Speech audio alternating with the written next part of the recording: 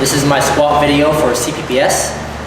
The squat is considered the king of all exercises. There's no exercise that transfers better to running, jumping, cutting, sprinting, change of direction, or any athletic endeavor.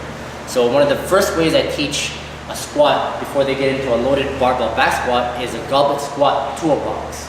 Okay? So the reason I have them squatting toolbox is I'm able to set the depth for them, just in case they're not able, just in case they don't have the mobility or stability to get in that position optimally. So Jordan, when I have a seat on the box, I like to set up my athletes just slightly outside of hip width in terms of foot positioning. Okay, that can change depending on their anthropometry or limb length.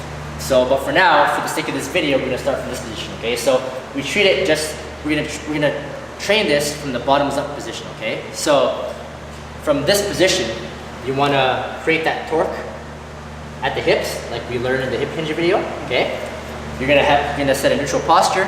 I want you to create a little bit of tension, so make two fists here. Okay, so you're kind of gonna lean forward a little bit. So from here, you're just gonna drive your legs straight up and stand up and finish with a powerful lockout. Excellent. Okay, so on the descent, I want you to actually hip hinge back to the box and squat up. Okay. So hold on, one thing here. I don't want you to relax on the box here, okay? This is merely just to gauge set depth. So I want you to imagine there's actually an egg on top of this box, okay? So meaning, I want you to lightly tap it and then squat up, okay?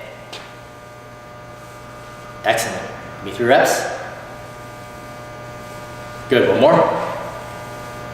Good. So to clean this up a little bit, we're gonna do a goblet squat toolbox. Okay, so here's a kettlebell for him, and this works kind of as a counterbalance for him to stay a little bit more upright so he can get in the position better. So you're gonna hold it just like this on your hand. Okay, you're gonna set a nice brace, initiate with the hip hinge, then squat down. Good, give me one, hold that thought for a second. Jordan's got stiff ankles, so again, for the sake of this video, I'm gonna add some heel plates for him, just to give him a little bit of artificial mobility. We are working on his ankle mobility in our sessions, but I want him to look good in this video. So with the heel plates in mind, you're gonna set a brace, initiate with the hip hinge, squat down, light tap, lock out, excellent. With your reps, 2. Great. Is that better? So now Jordan has met the prerequisites to perform his first loaded barbell back squat. Okay, so we're gonna start off with hand position. As a general rule of thumb, we like to set the athlete up with middle finger on the knurling, which is the smooth part of the bar, okay? But Jordan feels more comfortable with pinky on the knurling, so we're gonna perform that for this video, okay? So we're gonna start with pinky on the bar. Excellent. Okay, you're gonna squeeze, and obviously this changes depending on the comfortability of the athlete, depending on their limb length and anthropometry as well. So for here, pinky's on the bar. So he's also gonna create a death grip here. So I want to see white knuckles, okay? I want you to create tension as much as you can. This creates something called irradiation that generates tension throughout his entire body, okay? So next step is, you're gonna perform something called a lat pull down to the bar. Okay, now I'll explain why. So you're gonna come down, perform a lat pull down. Good, and you're gonna place the bar right around mid-trap area, okay?